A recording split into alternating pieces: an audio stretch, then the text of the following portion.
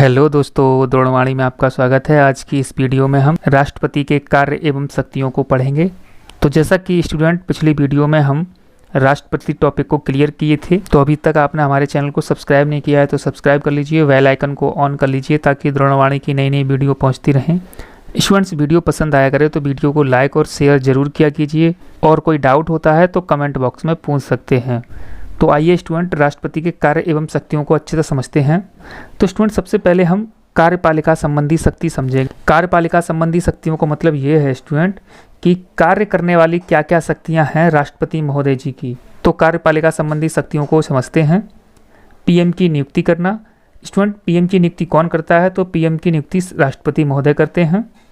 PM की नियुक्ति होती है, स्टूडेंट इस बात को बहुत अच्छे से याद रखना है, पीएम निर्वाचित नहीं होते हैं। तो स्टूडेंट, जो भी पीएम बनता है वो लोकसभा में या राज्यसभा में, लोकसभा या राज्यसभा के सदस्य के रूप में निर्वाचित होता है। इसके बाद स्टूडेंट, लोकसभा में जिस पार्टी को बहुमत मिलता है उस पार्टी के सभी सदस्य मिलके अपना एक नेता चुनते हैं और उस नेता को राष्ट्रपति महोदय पीएम नियुक्त करते हैं। पीएम की सलाह पर मंत्रियों की नियुक्ति। स्टूडेंट, जैसे पीएम की नियुक्ति होती है वैसे ही पीएम की सलाह पर मंत्रियों की नियुक्ति करते हैं राष्ट्रपति महोदय। महान्यायवादी की नियुक्ति। महान्यायवादी की जो नियुक्ति होती है वो अनुच्छेद 76 के तहत होती है। कैग की नियुक्ति, जिसे हिंदी में नियंत्रक एवं महालेखा परीक्षक भी कहते हैं। तो स्टूडेंट, सीएजी की जो नियुक्ति होती है वो अनुच्छेद 148 के तहत होती है। राज्यपाल की नियुक्ति, उपराज्यपाल, प्रशासक, केंद्र शासित प्रदेश के मुख्यमंत्री की नियुक्ति। तो स्टूडेंट, जो राज्यपाल होते हैं, राज्यपाल की नियुक्ति भी राष्ट्रपति महोदय करते हैं। केंद्र शासित प्रदेश में उपराज्यपाल बनते हैं, उपराज्यपाल की नियुक्ति भी राष्ट्रपति महोदय करते हैं। कहीं कहीं केंद्र शासित प्रदेश में प्रशासक बनाए जाते हैं तो उन प्रशासक की नियुक्ति भी राष्ट्रपति महोदय करते हैं। और स्टूडेंट, जिन केंद्र शासित प्रदेशों में विधानसभा है तो उन केंद्र शासित प्रदेशों में मुख्यमंत्री की नियुक्ति होती है, तो उस मुख्यमंत्री की नियुक्ति राष्ट्रपति महोदय करते हैं। तो स्टूडेंट, इस बात को बहुत अच्छे से याद रखना है, जितने केंद्र शासित प्रदेश होते हैं उनमें मुख्यमंत्री की नियुक्ति राष्ट्रपति किया करते हैं, या राष्ट्रपति किसी व्यक्ति को ऑथराइज कर दें नियुक्त करने के लिए तो वो व्यक्ति भी मुख्यमंत्री को नियुक्त कर सकता है। तो स्टूडेंट, जितने भी केंद्र शासित प्रदेश हैं उनके मुख्यमंत्रियों को राष्ट्रपति महोदय खुद शपथ न दिलवा के उपराज्यपाल को या प्रशासक को नियुक्त कर देते हैं, और जो उपराज्यपाल और प्रशासक होते हैं वो वहाँ के मुख्यमंत्री को शपथ दिलाते हैं। तो स्टूडेंट, जो भी वित्त आयोग होता है अनुच्छेद 280 के तहत, उसके अध्यक्ष और सदस्यों की नियुक्ति राष्ट्रपति महोदय करते हैं।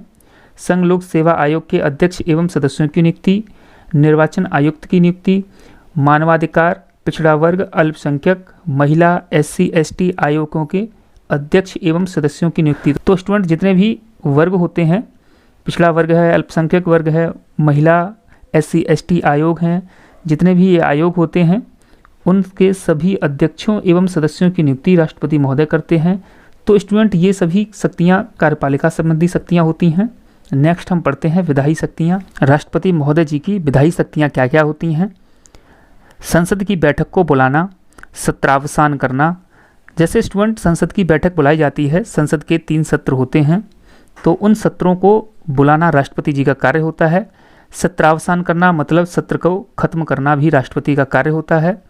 संयुक्त अधिवेशन को बुलाना, तो स्टूडेंट, जैसा कि लोकसभा राज्यसभा में विधेयक पास होने के बाद राष्ट्रपति महोदय जी के पास जाता है और राष्ट्रपति महोदय जी के हस्ताक्षर के बाद में वो विधेयक एक्ट बनता है, अर्थात कानून बनता है।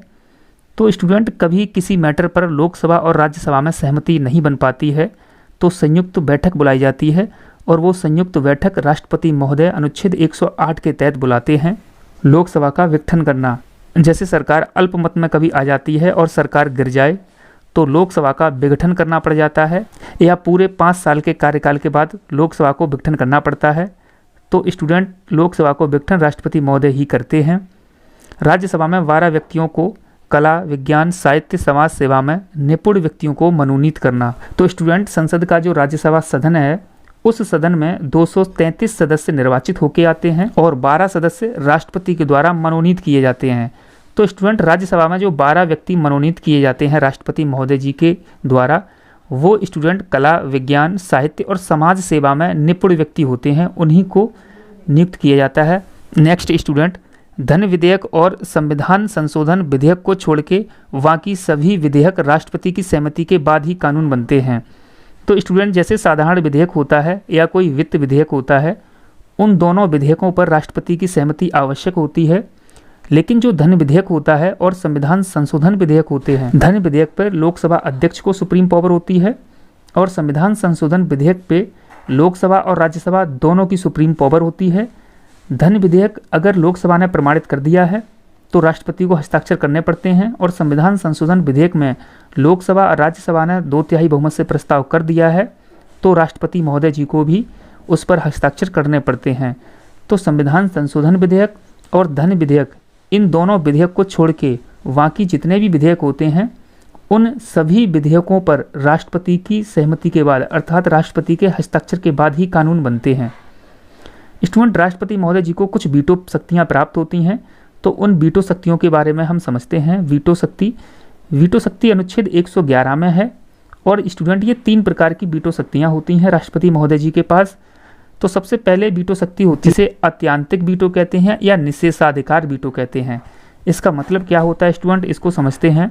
जैसे स्टूडेंट, कोई विधेयक राष्ट्रपति महोदय जी के पास आया और राष्ट्रपति महोदय जी उस विधेयक पर हस्ताक्षर करने से मना कर सकते हैं। धन विधेयक और संविधान संशोधन विधेयक पर कोई वीटो शक्ति प्राप्त नहीं होती है राष्ट्रपति महोदय जी को।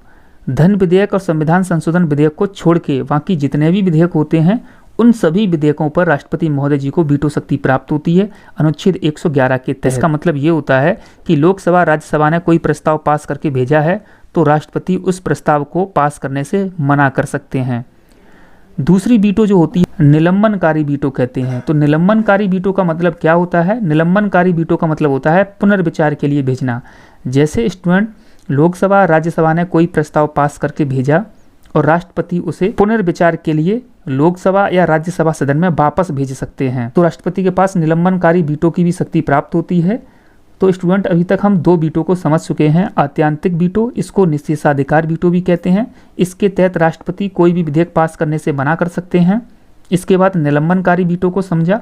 इसके तहत राष्ट्रपति महोदय कोई भी विधेयक को लोकसभा राज्यसभा के द्वारा जो पास किया गया है उस विधेयक को वापस भेज सकते हैं पुनर्विचार के लिए। वीटो जो होती है उसे पॉकेट वीटो कहते हैं या जेबी वीटो कहते हैं।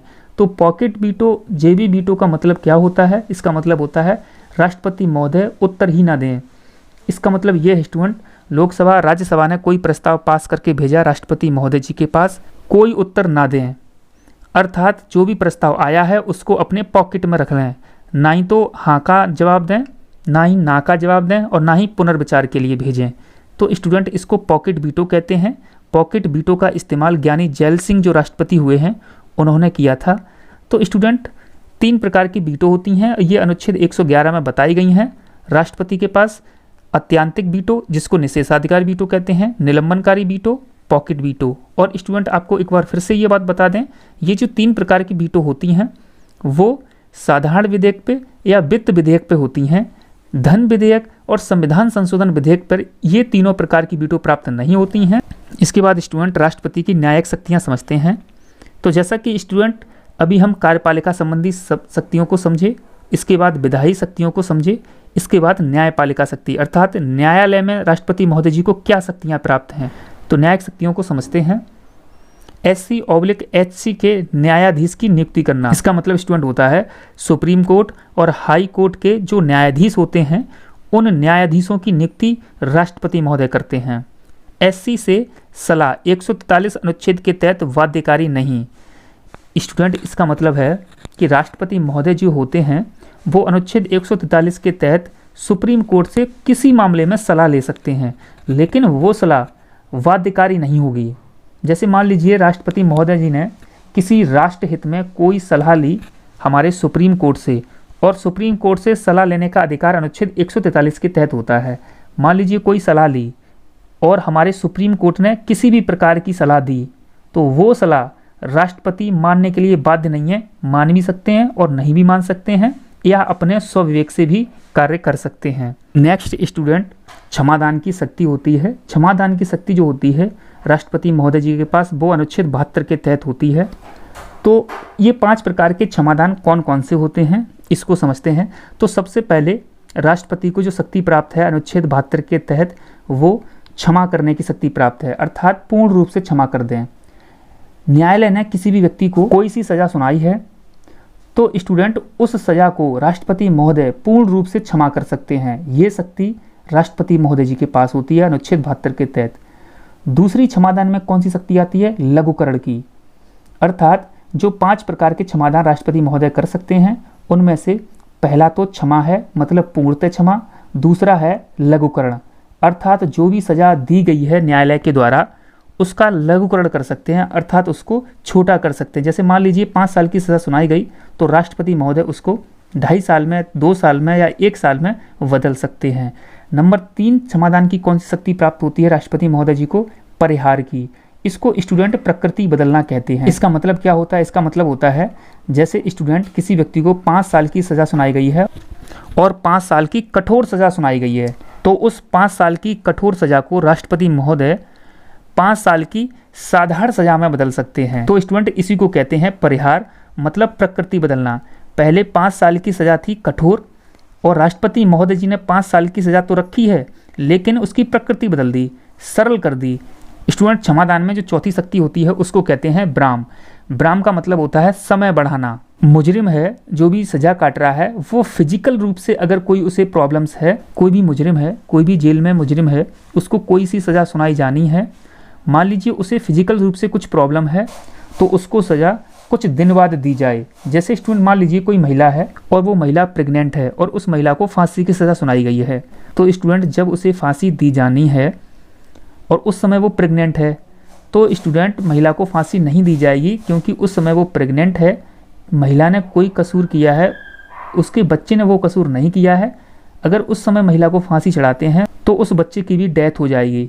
इसलिए स्टूडेंट राष्ट्रपति महोदय जी को शक्ति प्राप्त है, वो क्षमादान की शक्ति के तहत विराम लगा सकते हैं उसकी सज़ा में, अर्थात उस महिला को जिस दिन फांसी लगनी थी उस फांसी की डेट को बढ़ा सकते हैं जब तक बेबी जन्म ना ले ले तब तक।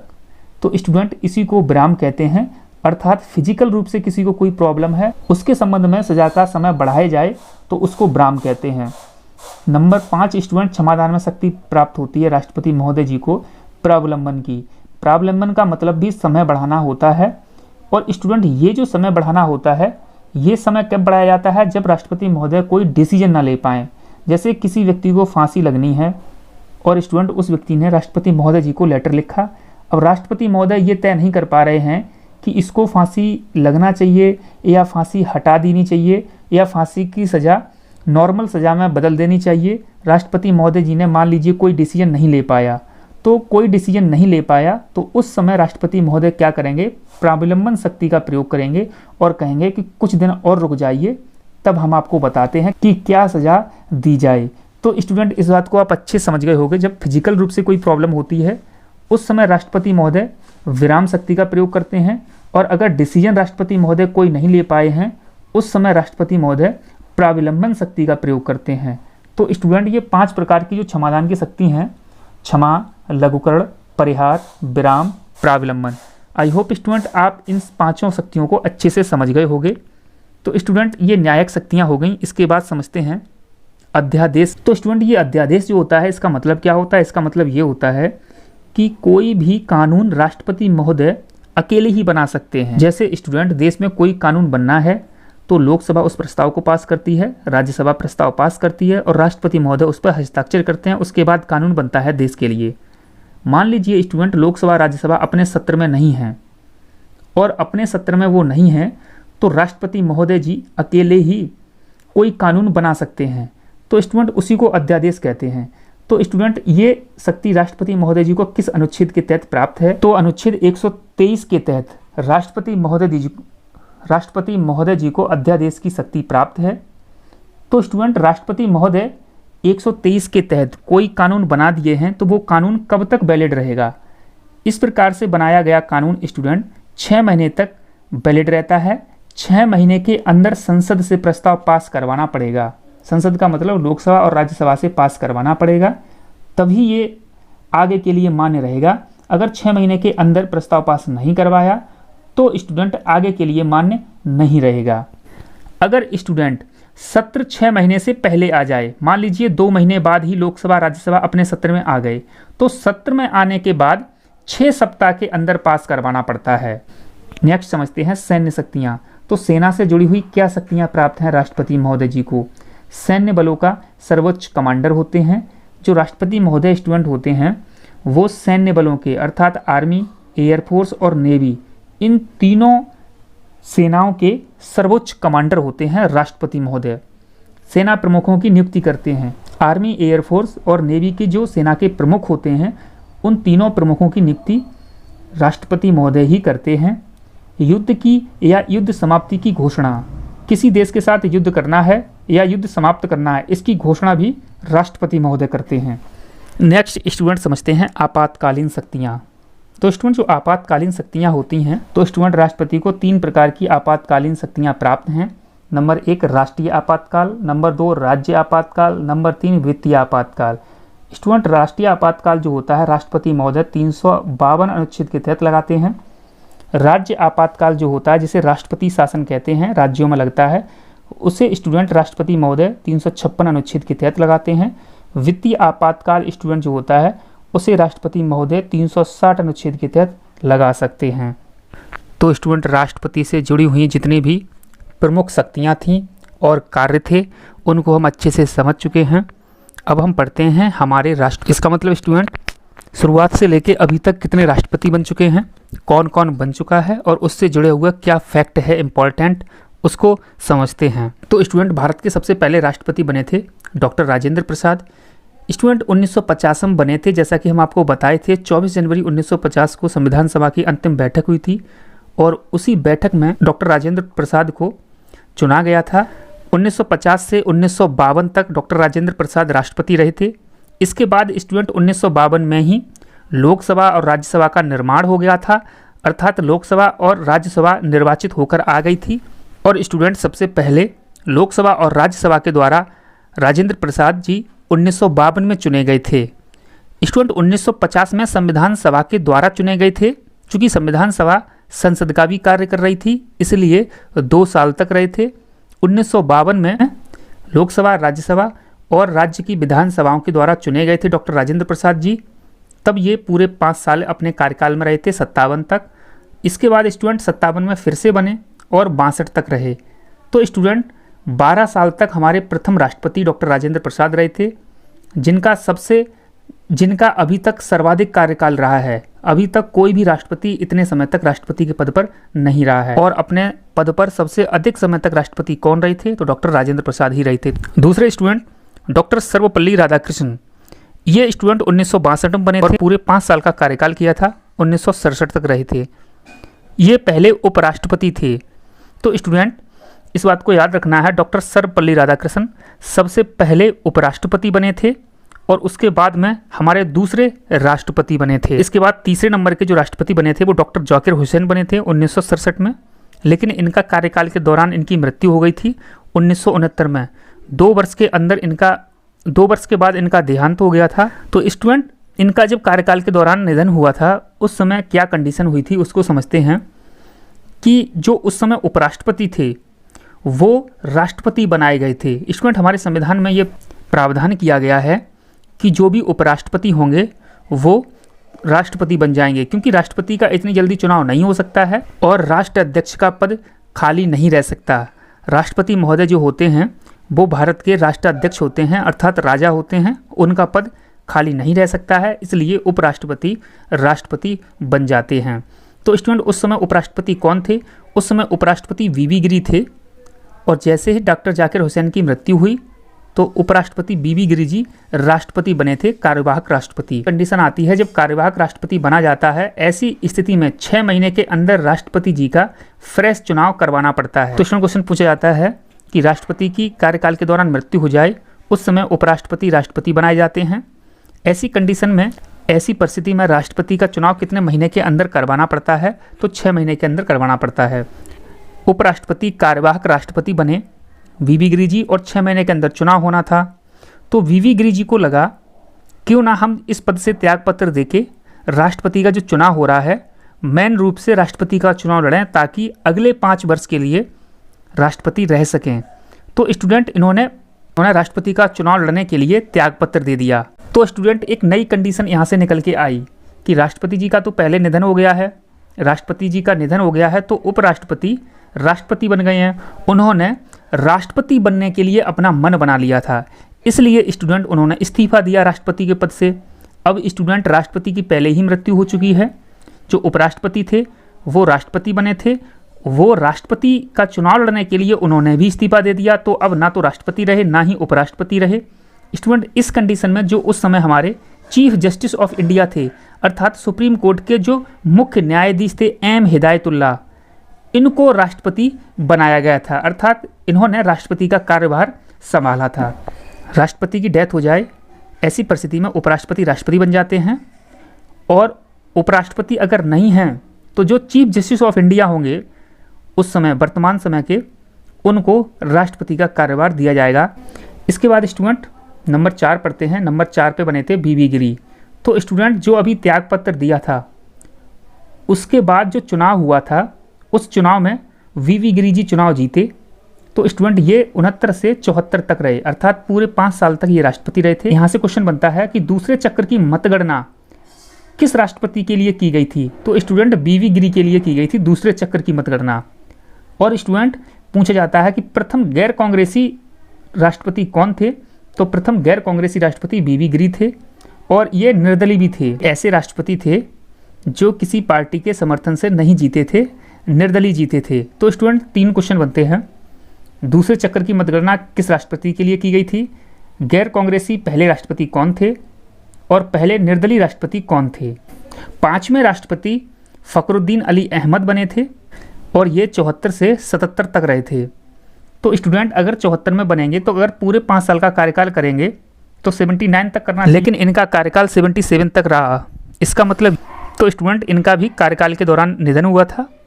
स्टूडेंट यहाँ से क्वेश्चन पूछा जाता है, इनके समय 25 जून 1975 को आपातकाल इंदिरा जी ने लगवाया था। आंतरिक असंतोष के कारण इससे पहले भी 2 बार आपातकाल लग चुका था, लेकिन वो जो 2 बार आपातकाल लगा था वो राष्ट्रीय आपातकाल था। लेकिन आंतरिक गड़बड़ी के आधार पर इंदिरा गांधी जी ने 25 जून 1975 को लगवाया था आपातकाल। उस समय फखरुद्दीन अली अहमद राष्ट्रपति थे। तो स्टूडेंट इनकी भी कार्यकाल के दौरान जब मृत्यु हुई थी तो उस समय उपराष्ट्रपति जो थे वीडी जत्ती थे। तो वीडी जत्ती स्टूडेंट कार्यवाहक राष्ट्रपति बने थे उस समय। इसके बाद स्टूडेंट 6ठे राष्ट्रपति नीलम संजीव रेड्डी बने थे, और नीलम संजीव रेड्डी 1977 में बने थे। तो जैसा कि स्टूडेंट 1977 में फखरुद्दीन अली अहमद की डेथ हो गई थी, कार्यवाहक राष्ट्रपति बनाया गया था जो उस समय उपराष्ट्रपति थे वीडी जत्ती। 6 महीने के अंदर चूंकि चुनाव होता है तो 6 महीने के अंदर चुनाव हुआ था, और 6ठे राष्ट्रपति हमारे नीलम संजीव रेड्डी बने थे। तो स्टूडेंट इसमें कार्यवाहक राष्ट्रपति को नहीं जोड़ा जा रहा है, इस बात को अच्छे से याद रखना है। तो 1977 में बने थे और ये पूरे 5 साल 1982 तक रहे थे। तो स्टूडेंट यहाँ से क्या क्वेश्चन बनता है? पहले निर्विरोध राष्ट्रपति, तो नीलम संजीव रेड्डी जो थे वो निर्विरोध जीते थे, अर्थात इनके सामने कोई भी व्यक्ति खड़ा नहीं हुआ था, अकेले ही व्यक्ति ने पर्चा फाइल किया था राष्ट्रपति के पद के लिए। यहाँ से क्या क्या क्वेश्चन बनते हैं उनको समझते हैं। ये निर्विरोध राष्ट्रपति बने थे, ये स्टूडेंट लोकसभा के अध्यक्ष भी रह चुके थे। तो कभी क्वेश्चन पूछा जाए ऐसे राष्ट्रपति बताइए जो पूर्व लोकसभा के अध्यक्ष रह चुके थे, तो नीलम संजीव रेड्डी। या ऐसे भी क्वेश्चन पूछा जा सकता है कि आंध्र प्रदेश के सीएम कौन रहे थे, ऐसे राष्ट्रपति बताइए, तो भी नीलम संजीव रेड्डी, क्योंकि राष्ट्रपति बनने से पहले ये आंध्र प्रदेश के सीएम भी रह चुके थे और ये सबसे कम उम्र के राष्ट्रपति थे। नेक्स्ट स्टूडेंट 7वें नंबर के जो राष्ट्रपति थे वो ज्ञानी जैल सिंह थे। ये स्टूडेंट 1982 में बने थे और पूरे 5 साल तक रहे, 1987 तक।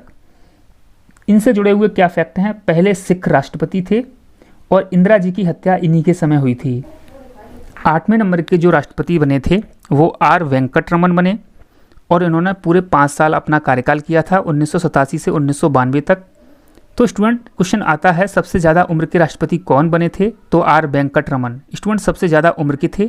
जैसा कि अभी हम आपको बताए थे सबसे कम उम्र के नीलम संजीव रेड्डी बने थे राष्ट्रपति और सबसे ज़्यादा उम्र के आर वेंकटरमन।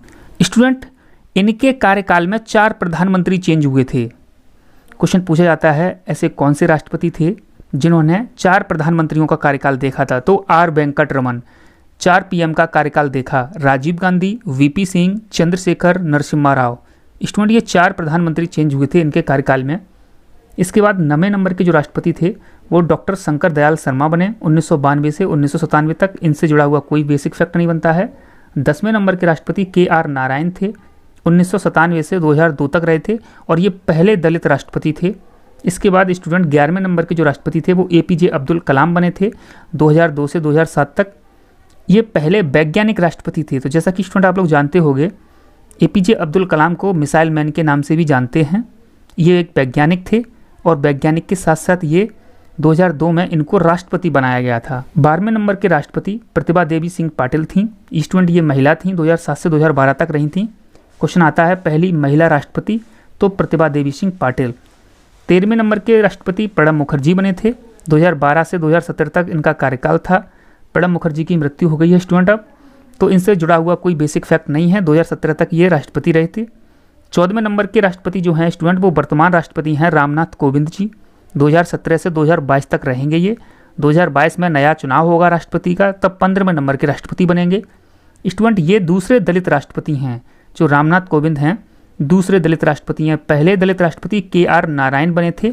तो स्टूडेंट ये 14 राष्ट्रपति पूरे हो चुके हैं। जैसा कि आपको पता भी होगा वर्तमान राष्ट्रपति जो हैं वो 14वें नंबर के हैं। यहाँ से भी क्वेश्चन पूछा जाता है। स्टूडेंट इन राष्ट्रपतियों को याद करने की ट्रिक एक बताते हैं आपको, बहुत सिंपल है। तो स्टूडेंट जैसा कि शुरुआत के 3 राष्ट्रपति सभी को याद रहते हैं, doctor Rajendra Prasad, doctor Sarvepalli Radhakrishnan, doctor Zakir Hussain. तीसरे राष्ट्रपति डॉक्टर जाकिर हुसैन थे और ये पहले मुस्लिम राष्ट्रपति भी थे। तो स्टूडेंट ये 3 राष्ट्रपति लगभग सभी को याद रहते हैं। पिछले 3 राष्ट्रपति भी याद रहते हैं, रामनाथ कोविंद, प्रणब मुखर्जी, प्रतिभा देवी सिंह पाटिल, सभी को याद रहते हैं। तो स्टूडेंट पहले 3 राष्ट्रपति और लास्ट के 3 राष्ट्रपति सभी को याद रहते हैं। इनके बीच के जो राष्ट्रपति हैं उनमें फंस जाते हैं, तो उसके लिए ट्रिक बनाई है। तो स्टूडेंट इस ट्रिक को समझते हैं। वीफ रेड्डी तो जेल जाओगे, रमन शंकर नारायण की कलम नहीं बचा सकती। इसका मतलब स्टूडेंट समझते हैं। वीफ रेड्डी, वीप का मतलब मांस से होता है, मांस अगर रेडी है, अगर पकड़ा गया तो जेल जाओगे। रमन शंकर नारायण की कलम नहीं बचा सकती, अर्थात शिवजी, ब्रह्मा जी और शंकर जी, रमन शंकर नारायण की कलम नहीं बचा सकती। अगर बीफ पकड़ा गया, बीफ अगर रेडी है और वो पकड़ा गया तो जेल जाओगे, रमन शंकर नारायण की कलम नहीं बचा सकती। अगर ये सेंटेंस आपको याद रहेगा तो बीच के जितने भी राष्ट्रपति हैं वो सभी याद रहेंगे। इसको स्टूडेंट समझते हैं। वी से वीवी गिरी, फा से फखरुद्दीन अली अहमद, रेड्डी से नीलम संजीव रेड्डी। इसके बाद स्टूडेंट ज्ञानी जैल सिंह, जेल से जैल सिंह लगाएंगे। इसके बाद रमन शंकर नारायण, ये 3 राष्ट्रपति अच्छे से समझेंगे। आर वेंकट रमन, उसके बाद स्टूडेंट शंकर दयाल शर्मा, KR नारायण और स्टूडेंट कलम से APJ Abdul Kalam. I hope student बहुत अच्छे से आपको समझ में आ गया होगा। वीवी गिरी, फखरुद्दीन अली अहमद, नीलम Sanjiva Reddy, Giani Zail Singh, R Venkata Raman, doctor Shankar Dayal Sharma, KR Narayan, APJ Abdul Kalam. शुरू के 3 राष्ट्रपति और लास्ट के 3 राष्ट्रपति याद रहते हैं। ये लाइन आपको याद रखनी है और बहुत सिंपल लाइन है। वीफ अगर कहीं रेडी है तो जेल जाओगे, सिंपल सी बात है। रमन शंकर नारायण की कलम भी नहीं बचा सकती। आई होप स्टूडेंट ये वीडियो आपको पसंद आया होगा। अगर किसी प्रकार का कोई डाउट होता है तो कमेंट बॉक्स में पूछ सकते हैं।